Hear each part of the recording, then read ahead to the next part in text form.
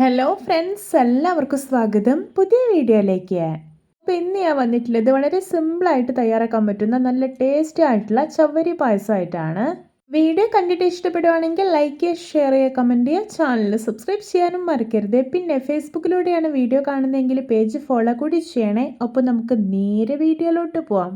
പായസം ഉണ്ടാക്കാൻ വേണ്ടിയിട്ട് ഞാനിവിടെ ഒരു 1/4 ഗ്ലാസ് ചവ്വരി എടുത്തിട്ടുണ്ട്. ഇനി ഇതിലോട്ട് കുറച്ച് വെള്ളം ഒഴിച്ചു കൊടുക്കാം. എന്നിട്ട് ഇതൊരു അരമണിക്കൂർ സോക്ക് ചെയ്യാൻ വേണ്ടിയിട്ട് മാറ്റി വയ്ക്കാം.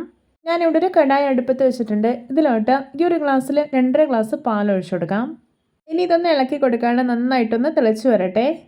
ഞാനിവിടെ ഒരു 15 ബദാം ഒരു 20 മിനിറ്റ് ചൂടുവെള്ളം ഒഴിച്ചിട്ടൊന്ന് സോക്ക് ചെയ്തെടുത്തിട്ടുണ്ട്.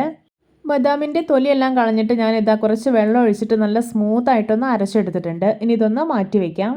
ഇപ്പോൾ ഇതാ പാല് നന്നായിട്ട് വെട്ടി തിളച്ച് വന്നിട്ടുണ്ട്. ഇനി ഇതിലോട്ടൊരു 10 ടേബിൾ സ്പൂൺ സേമിയ ഇട്ട് കൊടുക്കാം. എന്നിട്ടൊന്ന് ഇളക്കി കൊടുക്കാണ്ട് സേമിയൊക്കെ ഒന്ന് കുക്കായി വരട്ടെ. ഇപ്പോൾ ഇതാ പാലൊക്കെ തിളച്ച് സേമിയൊക്കെ ഒന്ന് കുക്കായി വന്നിട്ടുണ്ട്. ഇനി ഇതിലോട്ട് നേരത്തെ സോക്ക് ചെയ്യാൻ വേണ്ടി മാറ്റി വെച്ചിരിക്കുന്ന ചവ്വരി ഇട്ട് കൊടുക്കാം. ഇനി ഇതൊന്ന് ഇളക്കി കൊടുക്കാം. ഓൾറെഡി ചവ്വരി സോക്ക് ചെയ്തെടുത്തുകൊണ്ട് തന്നെ ഒരുപാട് സമയം കുക്ക് ചെയ്യേണ്ട ആവശ്യമില്ല. ഇനി ഇതിലോട്ട് മധുരത്തിന് ആവശ്യമായിട്ടുള്ള പഞ്ചസാര ചേർത്ത് കൊടുക്കാം. ഞാനിവിടെ ഒരു 7 ടേബിൾ സ്പൂൺ പഞ്ചസാരയാണ് ചേർക്കുന്നത്. ഇനി നല്ലൊരു ഫ്ലേവറിന് വേണ്ടിയിട്ട് 1 ടേബിൾ സ്പൂൺ ഏലക്കപ്പൊടി കൂടെ ഇട്ട് കൊടുക്കുന്നുണ്ട്.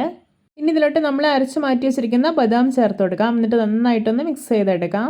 ഇനി ഇതൊന്ന് തിളച്ച് കുറുകി വരട്ടെ.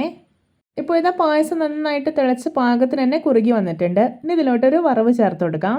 ഞാനിവിടെ കുറച്ച് നെയ്യിൽ അണ്ടിപ്പരിപ്പ് മുന്തിരി ഒന്ന് ഫ്രൈ ചെയ്തെടുത്തിട്ടുണ്ട്. അതുകൂടി പായസത്തിലോട്ട് ഒഴിച്ചു കൊടുക്കാം. എന്നിട്ടൊന്ന് ഇളക്കിയെടുത്തതിന് ശേഷം ഇത് വാങ്ങി വയ്ക്കാവുന്നതാണ്.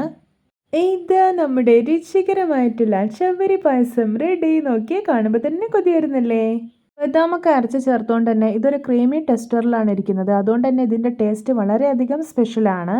എല്ലാവർക്കും എൻ്റെ വെറൈറ്റി ആൻഡ് ടേസ്റ്റി ചവ്വരി പായസം ഇഷ്ടപ്പെട്ടെന്ന് വിചാരിക്കുന്നു. ഇഷ്ടപ്പെട്ടാൽ സപ്പോർട്ട് ചെയ്യാൻ മറക്കരുത്. അപ്പോൾ ഇതുപോലെയുള്ള വെറൈറ്റി വീഡിയോകളായി നമുക്ക് വീണ്ടും കണ്ടുമുട്ടാം. Okay, bye bye.